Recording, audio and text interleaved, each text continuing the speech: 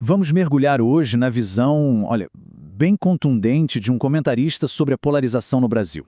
Ele vai direto num ponto que chama de idolatria, de hipocrisia e de uma busca pelo poder que, na opinião dele, acaba unindo os dois lados da política.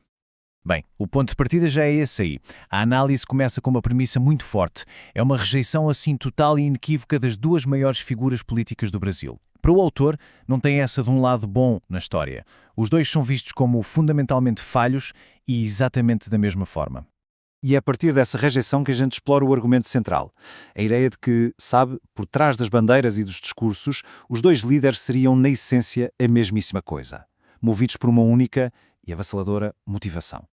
E aqui a coisa fica interessante. Olha só como a fonte coloca os dois no mesmo patamar. Os mesmos adjetivos negativos são usados para ambos: corrupto, mentiroso, cruel, sedento por poder. Na visão do comentarista, a cor da camisa política é só um detalhe, uma fachada para uma natureza que seria idêntica. Então, chegamos ao ponto crucial. Para o comentarista, a lealdade deles não seria nem ao Brasil nem ao povo. Seria a uma única coisa: o poder. É essa adoração ao poder, como ele diz, que definiria todas as ações e ambições. E isso faria deles, no fim das contas, dois lados da mesma moeda. Para testar essa ideia, o autor propõe um exercício mental bem poderoso.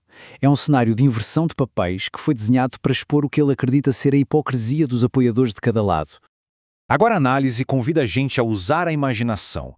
E se o resultado da eleição de 2022 tivesse sido o contrário?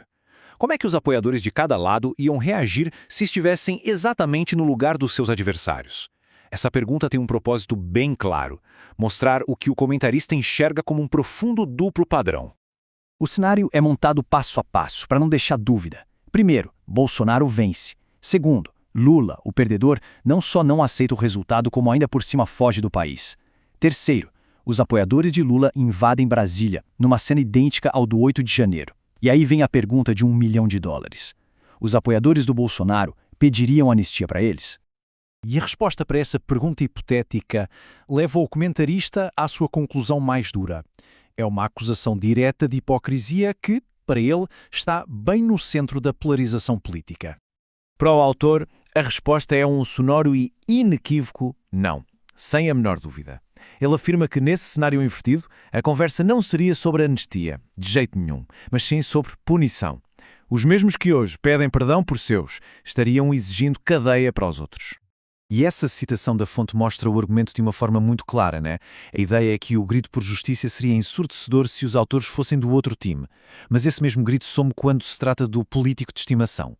Isso aqui resume a essência do argumento, a mesmíssima ação, só que vista por duas lentes completamente diferentes. Quando é o meu político, a lógica é: tudo bem, eu defendo.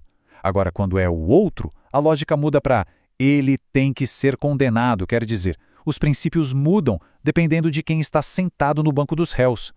Mas por que isso acontece? Qual é a causa desse comportamento?